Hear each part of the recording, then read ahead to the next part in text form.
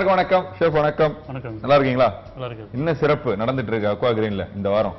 இன்னும் நடந்துட்டு இருக்கு. இதை தவிர்த்து வெளியில வாங்க. ஸோ நாங்கள் பார்த்தீங்க அப்படின்னா வீக்லி எண்ட்ஸில் வந்து நாங்கள் பிரியாணி கொடுத்துட்ருக்கோம் சார். பிரியாணி என்ன பிரியாணி? மட்டனா சிக்கனா இல்ல? Mutton biryani sir. Okay. Weekend special சொல்லி சண்டே நாங்கள் பண்ணிட்டு இருக்கோம். நல்லா போயிட்டு இருக்கு, மக்கள்கிட்ட நல்லா ரீச் ஆகிட்டு இருக்கு. சூப்பர். என்ன பிளான்ஸ் அது? ஸோ அதாவது வீக்லி வென்ஸ் வந்து ஒரு ஸ்பெஷல் பிரியாணி மாதிரி கொடுத்து மட்டன் பிரியாணி, அதாவது நம்ம வெளியில் கொடுக்குறதோ நம்ம வந்து ரேட் ரொம்ப கம்மி, 150 நம்ம கொடுக்குறது. 150. ஸோ ஃபேமிலி பேக்குன்ற போது நமக்கு வந்து ஒரு 500 to 800 அந்த மாதிரி பண்ணுறோம் சார். கூட என்னென்னலாம் தருவீங்க? ஸோ எண்ணெய் கத்திரிக்காய் கொடுக்குறோம், அதுக்கு 65 கொடுக்குறோம். ஸோ கெஸ்ட்டு ரொம்ப ஏதோ ஆர்டர் பண்ணாங்க அப்படின்னா அவங்களுக்கு நம்ம ஒரு ஸ்வீட் ஒன்று எக்ஸ்ட்ரா கொடுக்குறோம். அது எக்ஸ்ட்ரா ஒன்று கொடுக்குறீங்க. ஸோ அவங்க எப்படி ஆர்டர் பண்ணுறாங்க, அவங்க எந்த அளவுக்கு பட்ஜெட் பண்ணுறாங்கன்னு பார்த்து தான் நீங்கள் அதுக்கு ப்ரொவைட் பண்ணுறீங்க இல்லையா? குட். இது இல்லாமல் பிரியாணி நம்ம நார்மலாக ரெஸ்டாரண்ட்டில் இருந்துட்டு இருக்கு. சூப்பர். ஸோ என்னென்ன பிரியாணிஸ் போடுறீங்க சண்டே ஸ்பெஷலில்? சார் சண்டேஸும் மட்டன் பிரியாணி பண்ணிட்டு இருக்கோம் சார். மட்டன் கூட நம்ம ஸ்பெஷலாக பண்ணிட்டு இருக்கோம். ஓகே. ஸோ எக்ஸ்ட்ரா நம்ம கெஸ்ட் ஆர்டர் கொடுத்தாலும் நம்ம ப்ரான் ஃபிஷ் இந்த மாதிரி நம்ம கூட எக்ஸ்ட்ரா நம்ம இதை நாங்கள் வந்து ஒரு நாள் நேரில் வந்து செக் பண்ணி பார்ப்போம். ஓகேவா? சண்டே எப்படி இருக்கு பிரியாணி எல்லாம் டேஸ்ட் பண்ணி பார்த்துக்கலாம். கண்டிப்பாக சார். வந்து வரலாமா?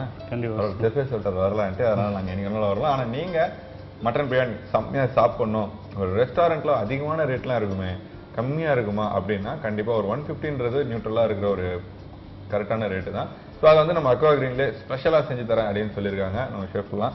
ஸோ வந்து சாப்பிட்டு என்ஜாய் பண்ணிட்டு போவாங்க. இப்போ நீங்கள் இன்னைக்கு எங்கள் மக்களுக்காக என்ன சமைச்சு காட்ட போறீங்க செஃப் சாய்ஸில்? நம்ம இன்னைக்கு பார்க்க போகிறது பார்த்தீங்க அப்படின்னா மக்களுக்காக நாடான் கறி மீன் குழம்பு பார்க்க போகிறோம். அது நாடான் கறி மீன் குழம்பு. நாடனா? நாடன். நாடாரா? நாடன். நாடன். நாடன். டன். ஓகே. நாடன் கறி மீன் குழம்பு. கறி மீன் குழம்பு. நாடன் என்னது? ஸோ நாடன்றது வந்து நம்ம இந்த கோவை சைடு, அதாவது இந்த கேரளா சைடில் இருக்கக்கூடிய அந்த மலைவளப்புகளுடைய ஒரு டிஷ். அது டிஷ். அதாவது நம்மளுக்கு எக்ஸாக்ட்லாம் நம்ம சொல்ல போனால் நம்ம கோவை டிஷ் மாதிரி. கோவை டிஷ் மாதிரி கிட்டத்தட்ட. ஓகே. கேரளாவும் கோவையும் கலந்து இருக்கு இந்த டிஷ், அப்படிதானே? பேர் தான் கேரளாதா இல்லை கோவை? நாடன். நாடன். நாடன்றது எதாவது குறிக்குமா? மீன், சிக்கன் அந்த மாதிரி ஏதாவது? அது வந்து ஊரை குறிக்கக்கூடியது. அதாவது நாடான்றது இந்த கேரளாவுடைய சைடு, கேரளாவுடைய இது நமக்கு அந்த அளவுக்கு புரியுது. எனக்கு புரியுது, அந்த டிஷ் புரியுது எனக்கு. பட் இப்போ நம்ம சிக்கன் தொக்கு அப்படின்னு சொல்றோம்னா தொக்குன்றது என்ன சொல்லுவோம்? கிரேவி மாதிரி இருக்கிற அந்த கண்டென்ட்டை தொக்கு. நாடான்றது வந்து அந்த கிரேவினுடைய கண்டென்ட், அதாவது கோகோனட் மில்க் நம்ம யூஸ் பண்ணுறதுடைய தான். ஸோ அந்த மாதிரி யூஸ் பண்ணி நம்ம ரெடி பண்ண போகிறோம். இந்த நாடன் கரிமீன் குழம்பு அது செய்யறதுக்கு தேவையான இன்கிரீடியன்ஸ் என்ன அப்படின்னு சொல்லிடுறீங்களா? கண்டிப்பாக.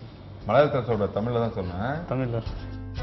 மீன், தேங்காய் பால், சின்ன வெங்காயம், பச்சை மிளகாய், இஞ்சி, பூண்டு, கடுகு, வெந்தயம், கொத்தமல்லி தூள், மிளகாய் தூள், கருவேப்பிலை, உப்பு, மஞ்சள் தூள், எண்ணெய்.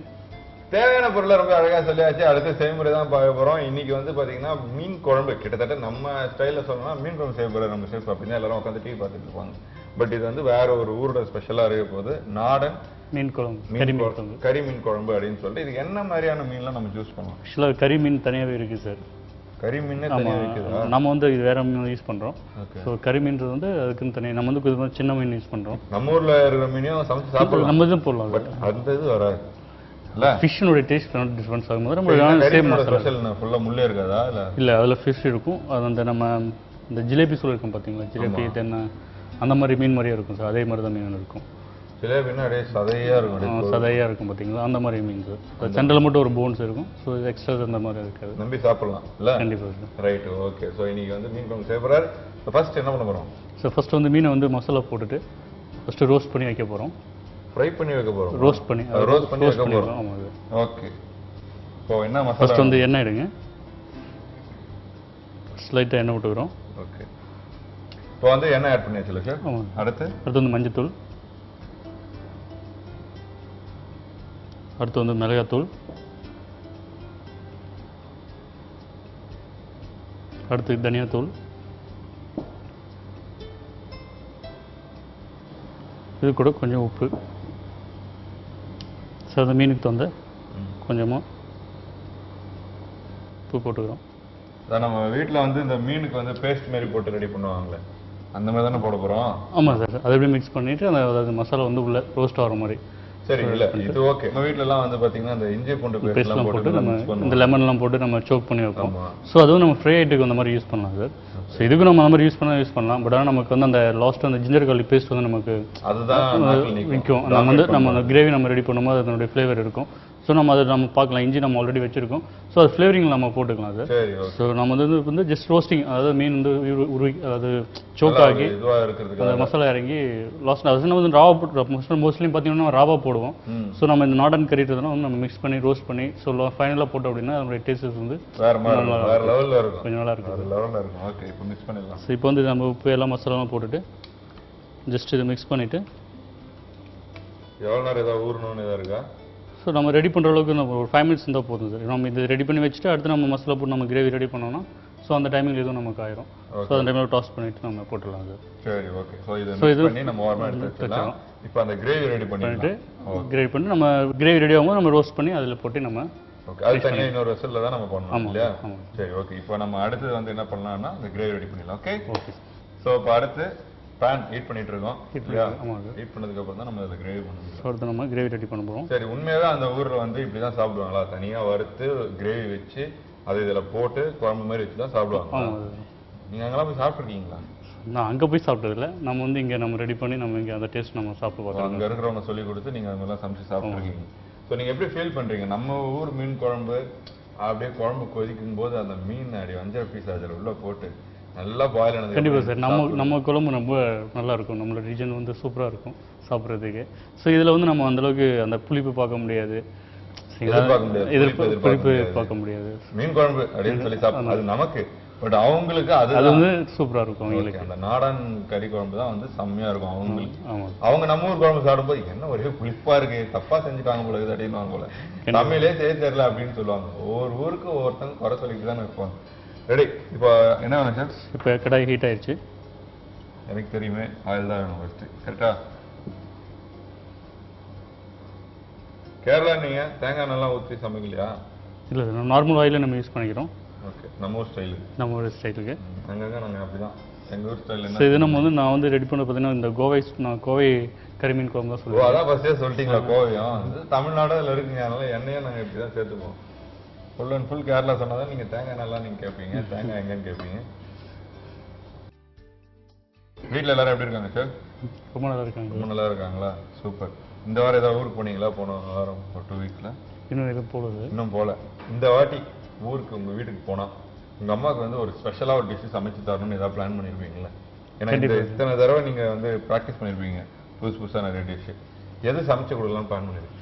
ஸோ நம்ம வீட்டில் பார்த்தீங்கன்னா நம்ம வீட்டிலே வந்து கோழி ஆடு மாதிரிலாம் இருக்குது. ஸோ அதில் வந்து நம்ம கோழி அடித்து நம்ம நல்லா கோழி வறுவல் மாதிரி செஞ்சு கொடுப்போம் சார். கோழி வறுவல் மாதிரி. சரி, நீங்களே வளர்த்து நீங்களே முடிக்கிறீங்களே, கஷ்டமா இல்லை உங்களுக்கு? ஸோ நான் அப்படிலாம் பார்க்க முடியாது இல்லைங்களா. அதாவது கோழின்றது நம்ம வளர்க்குறது வந்து சாப்பிட்றதா வளர்க்குறது. தீனி போடும்போது நல்லா சாப்பிடு உன்னை நான் சாப்பிடணும், நல்லா சாப்பிடு உன்னை நான் சாப்பிடணும் தான் போடுவீங்க போல. கண்டிப்பாக நம்மலாம் தீனி போடும்போது அச்சா நல்லா வளரணும்ப்பா, இது நல்லா வளரணும் அப்படின்னு இப்படிலாம் இருக்காங்க மக்களே, பார்த்துருங்க. ரைட்டு. இப்போ என்ன சூடாயிடுச்சா? என்ன சூடாயிடுச்சு? என்ன வேணும் அடுத்து? சூட வெந்தயம். வெந்தயம் இதானே? கொஞ்சமாக வெந்தயம், அது கூட கடுகு, இஞ்சி. என்ன வேணும்? இஞ்சி ஸோ நறுக்கி வச்சிருக்கிற இஞ்சி நம்ம ஆட் பண்ணுறோம். ஸோ அது கூட வந்து பச்சை மிளகாய்,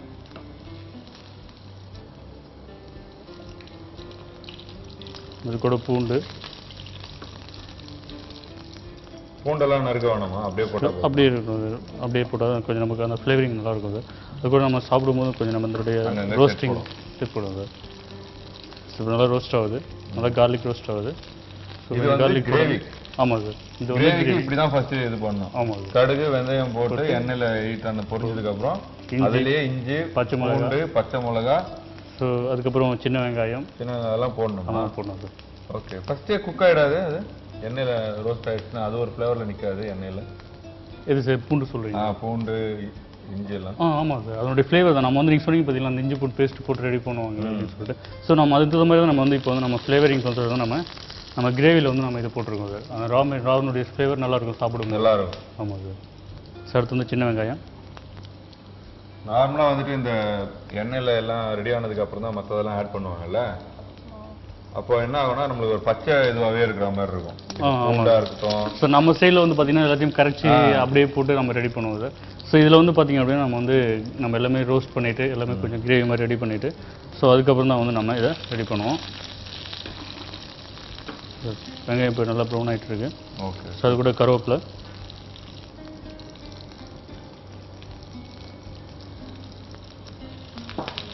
அவங்க புளி குழம்புலாம் இந்த புளி தண்ணிலாம் அவங்க யூஸ் பண்ண மாட்டாங்க. ஸோ யூஸ் பண்ணுவாங்க சார். கேரளா ஸ்டைல் வந்து யூஸ் பண்ணுவாங்க. இப்போ நான் ரெடி பண்ணுறது இந்த நாடன்ன்ற மாதிரி இருக்காங்க.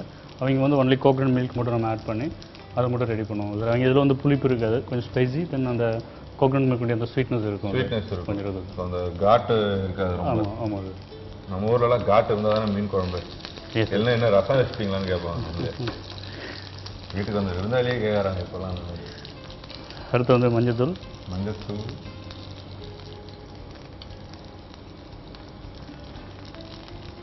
கூட சில்லி பவுடர்,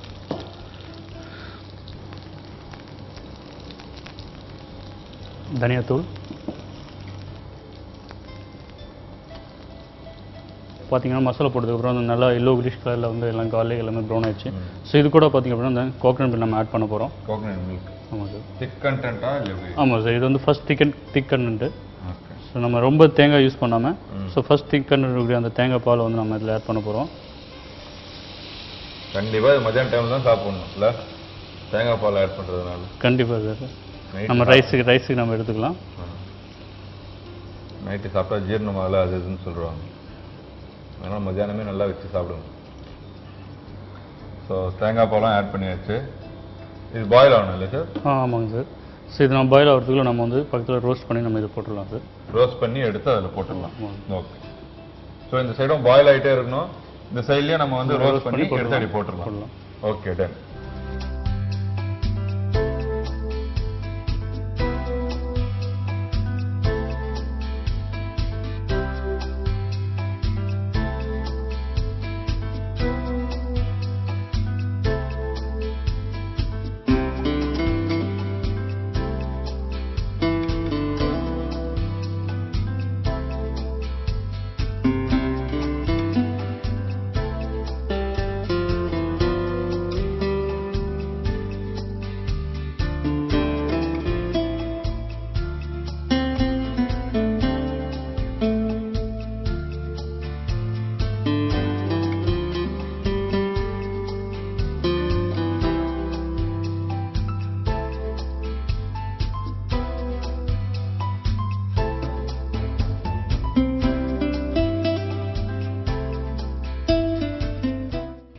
ஸோ இன்னைக்கு நம்ம ஷெஃப் வந்து உங்களுக்காகவே பிடிச்ச மாதிரி வேற ஒரு ஊரோட ஸ்பெஷல் வந்து சமைச்சு கொடுத்துருக்காரு. கண்டிப்பாக இது உங்களுக்கு பிடிக்கும். பொதுவாக நம்ம மக்கள் வந்து என்ன செஞ்சாலுமே சாப்பிடுவாங்க. அதாவது நம்ம வீட்டில் அம்மா என்ன சமைச்சாலுமே சாப்பிடுவாங்க. அது காரணம் என்ன பார்த்தீங்கன்னா அந்த பாசம், அன்பு, அதே மாதிரி தான். ஸோ ஒரு ஹோட்டலுக்கு போனால் கூட நீங்கள் வந்து பார்த்தீங்கன்னா இவங்களுக்கு இந்த மாதிரி பிடிச்ச மாதிரி சமைக்கலாம். இப்போ இந்த ஊரில் வந்தாங்கன்னா அவங்க ஊரோட ஸ்பெஷல் ஏதாவது சமைச்சு கொடுக்கலாம் அப்படின்னு சொல்லி நீங்கள் பாசமாக கேர் எடுத்து சமைக்கிறதுனால நிறைய கஸ்டமர்ஸ் உங்களுக்கு வராங்க அப்படின்னு நினைக்கிறேன். கண்டிப்பாக. ஸோ அதனால தான் உங்களுக்கு அது ஒரு ப்ளஸ்ஸாக இருக்குது. எங்களுக்கும் டிவி பார்க்குற எங்களுக்கும் வந்து இந்த மாதிரிலாம் சமைச்சு நீங்கள் கொடுக்குறீங்க இல்லையா? அந்தந்த ஊரில் பயங்கர எல்லாம் ஸ்பெஷலாக இருப்பாங்க. பார்த்தா நம்ம ஊருக்கு சமைச்சு பண்ணியிருக்காங்க அப்படின்னு சொல்லிட்டு. இந்த மாதிரி சென்னையில் ஏதாவது மீன் குழம்பு அந்த மாதிரிலாம் என்னைக்கு இறங்கி செய்ய போறீங்க? கரோட்டு குழம்பு, அந்த குழம்பு அதெல்லாம் என்னைக்கா செய்யுங்க, பார்த்துக்கிறேன் நான். அதுதான் கரோட்டு குழம்பானே. ஸோ இதோட ப்ளஸ் அண்ட் மைனஸ் என்ன அப்படின்னு சொல்ல போறீங்க? ஸோ இப்போ வந்து இந்த நாடன் குழம்புல பார்த்தீங்க அப்படின்னா நம்ம ஃப்ரெஷ்ஷாக நம்ம வந்து கோகனட் மில்க் யூஸ் பண்ணுறது. ஸோ கோகனட் மில்க் கூட ஒரு 4-5 பீஸ் ஒரு கேஷ்நட் போட்டு அரைச்சோம்னு வச்சுக்கோங்களேன். ஸோ நல்லா அரைச்சி அது கூட பேஸ்ட் பண்ணி நம்ம ஸ்டெயின் பண்ணி எடுத்தோம் அப்படின்னா நம்ம கிரேவி நல்லா இன்னும் நல்லா நம்ம ரிச்சாக கிடைக்கும். ஸோ சாப்பிட நிறைய போடக்கூடாது, கிலோ கணக்கில் போடாது, ஒரு 4-5 பீஸ் அந்த கிரேவி. நம்ம வேற எதுவும் நம்ம திக்னிங் ஏஜென்ட் யூஸ் பண்ணுறதில்ல. சரி நம்ம கோகனட் மில்க் யூஸ் பண்ணுறோம் இல்லைங்களா? ஸோ அது கூட லைட்டாக இன்னும் கேஷ்நட் பேஸ்ட் போட்டோம் அப்படின்னா இன்னும் நல்லா ஃப்ளேவரிங் நல்லாயிருக்கும், சாப்பிட்றதும் கொஞ்சம் நல்லாயிருக்கும். ஸோ கேஷ்நட் பேஸ்ட் போட்டோம்னா நம்ம வந்து ரைஸ்க்கு நல்லா கோட்டிங் ஆகி நல்லா நமக்கு நல்லா நிற்குது, நல்லா நிற்கும். ரைட். ஓகே.